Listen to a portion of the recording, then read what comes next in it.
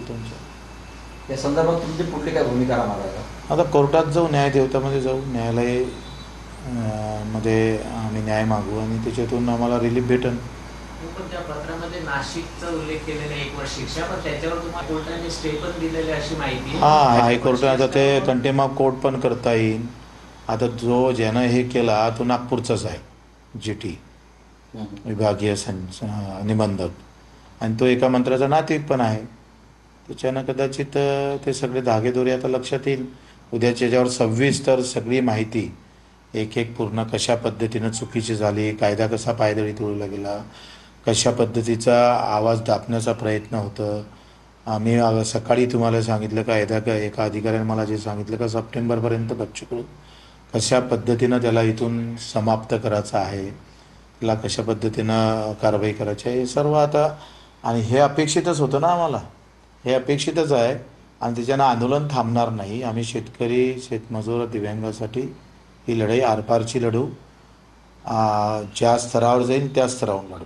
हो, तुम्ही सकाळीच म्हणाले होते की मला बँकेच्या काही संचालकांकडून सांगण्यात आलं होतं की तुम्ही आवाज करू नका, म्हणजे बोलू नका, तुमच्यावर कारवाई होऊ शकते. आणि त्यानंतर हे पत्र बाहेर येणं कसं पाहता येईल? मला माहीतच नव्हतं खरं तर. मला मीडियाकडून पहिले ABP मागावरून मला ते फोन आला आणि तिथून माहीत झालं का आपल्याला असं असं अपात्र करण्यात आलेलं आहे. पण अद्यापही माझ्यापर्यंत कुठलीही नोटीस नाही. ती नोटीस आल्यानंतर आम्ही कोर्टात जाऊ आणि त्याच्यावर उत्तर देऊ.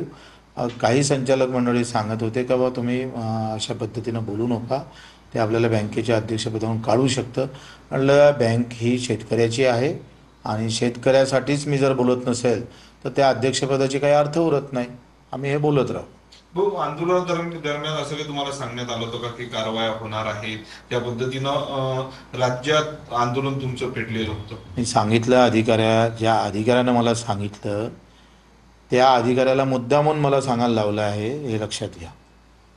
त्याच्या देखतात हे मुद्दामून बोललेले आहे तिघही जणं, आणि ते तिघही जणांना त्या अधिकाऱ्याला माहीत होईल आणि तो अधिकारी मला सांगणार.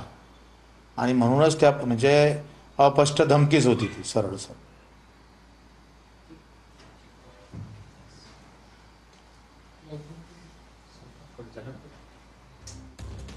तर आपण पाहतोय बच्चू कडू यांनी या संदर्भातलं स्पष्टीकरण दिलेलं आहे. माझं आंदोलन थांबणार नाही, शेतकऱ्यांसाठी लढाई लढत राहू, असं बच्चू कडू म्हणाले.